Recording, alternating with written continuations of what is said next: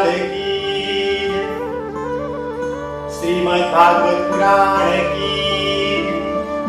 राधे राधे भक्तों, मैत्र मुनि ने विदुर जी को स्वयंभू मनु और शत्रुपा की 3 पुत्रियां और 1 पुत्र के विवाह और उनके संतान के संपूर्ण विस्तार से वर्णन करने के बाद में कथा को समाप्त करते हैं। 4वां स्कंद समाप्त हुआ और 5वां स्कंद जब प्रारंभ होता है तो राजा परीक्षित सुखदेव मुनि को कहते हैं, हे मुनिवर, मुझे स्वयंभू मनु और शत्रुपा का 1 पुत्र प्रियव्रत, उसके विवाह और उनके संतानों का विस्तार से वर्णन सुनना है। मुनिवर, मैंने सुना है कि प्रियव्रत तो बचपन से ही वैरागी था, ब्रह्मचारी था, तो फिर उन्होंने गृहस्थ आश्रम कैसे प्रवेश किया?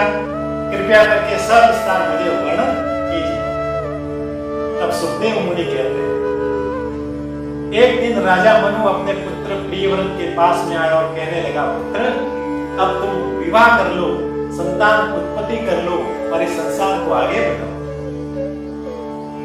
परंतु प्रियव्रत ने अपने पिताजी से कहा, पिताजी, मैं ब्रह्मचारी ही रहना चाहता हूँ, वैरागी ही रहना चाहता हूँ, भगवान की भक्ति ही करना चाहता हूँ, विवाह नहीं करना चाहता।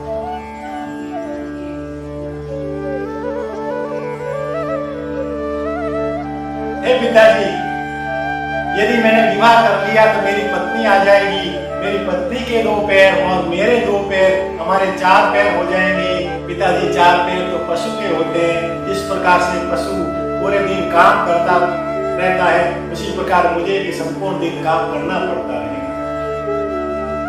फिर हमारे संतान हो जाएगी और फिर मेरे 2 पैर, मेरी पत्नी के 2 पैर, मेरी संतान के 2 पैर, हम 6 पैर वाले हो जाएंगे।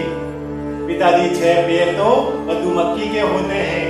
जिस प्रकार से मधुमक्खी अपने परिवार वालों के लिए, बच्चों के लिए संपूर्ण दिन, पूरा दिन इधर उधर भटकती रहती है और अपने परिवार के लिए वस्तुओं को इकट्ठा करती रहती है, उसी प्रकार मुझे भी अपने पत्नी के लिए, बच्चों के लिए संपूर्ण दिन, पूरा दिन इधर उधर भटकना पड़ेगा और उनकी इच्छाओं की पूर्ति के लिए मुझे वस्तुओं को इकट्ठा करना पड़ेगा।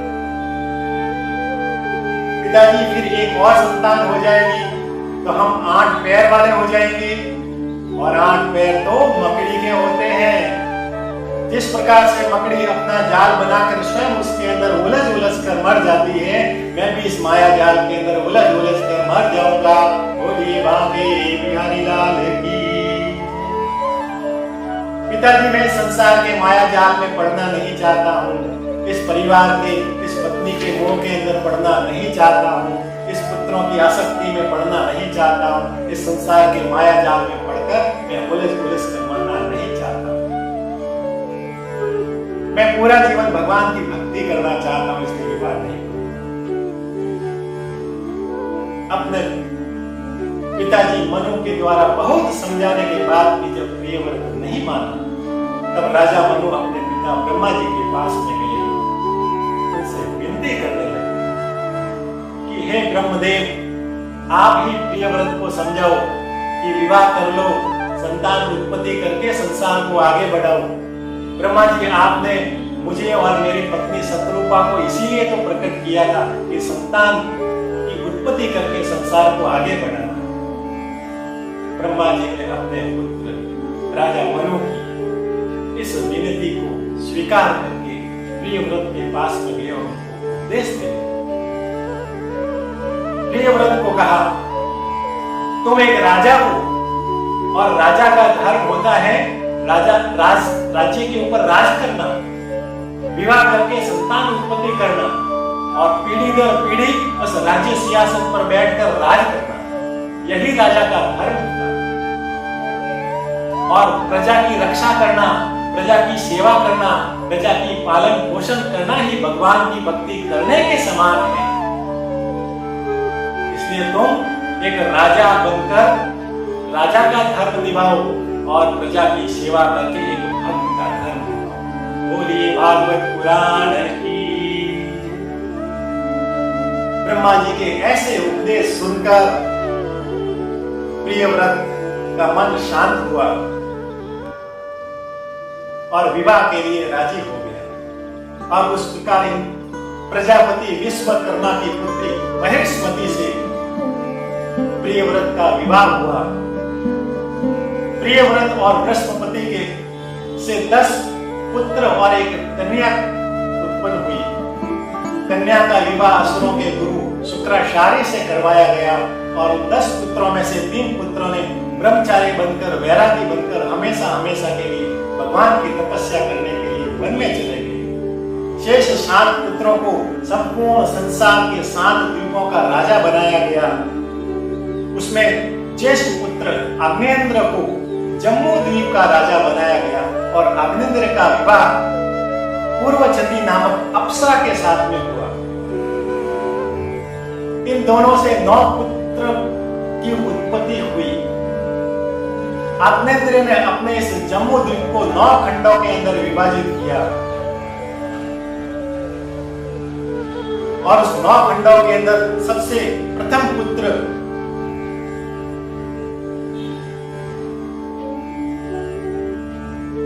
नाभि को अजनाब खंड का राजा बनाया गया। यही अजनाब खंड को आज हम भारत देश कहते हैं। नाभि का विवाह मेरू देवी के नाम कन्या से हुआ। अनेक वर्ष बीत जाने के बाद भी जब इनका किसी भी प्रकार से किसी पुत्र की उत्पत्ति नहीं हुई, तब उन्होंने पुत्र प्राप्ति का यज्ञ किया और उस यज्ञ से प्रसन्न होकर भगवान नारायण वहां पर प्रकट हुए और दोनों को कहने लगे कि मैं तुम्हारे इस यज्ञ से प्रसन्न हूं, तुम वरदान मांगो, तुम्हें क्या इच्छा है। तब दोनों ने भगवान से स्तुति की कि सो तुम जानहु अंतर जामी पुरहु मोर मनोरथ स्वामी। यदि आप हमारे ऊपर कुछ अनुकंपा करना ही चाहते हैं, हमको वरदान देना ही चाहते हैं, तो हम आपके समान पुत्र प्राप्ति की कामना करते हैं। हम चाहते हैं कि आपके जैसा हमारे संतान। भगवान मुस्कुराए और कहने लगे, आपको सरिस खोज नहीं जाई, नृप तव तनहि होय में आई। अरे इस संसार के अंदर मेरे जैसा केवल मैं स्वयं ही हूँ, मेरे जैसा इस संसार में और कोई नहीं है, इसलिए मैं स्वयं तुम्हारे घर पर तुम्हारे पुत्र के रूप में अवतार हूँ। ऐसा कह के भगवान वहां से अंतर्ध्यान। बोलिए बांके बिहारी लाल की। समय आने पर मेरू देवी के गर्भ से भगवान नारायण ने स्वयं साक्षात ऋषभ देव के रूप में अवतार लिया। बोलिए भगवान ऋषभ देव की।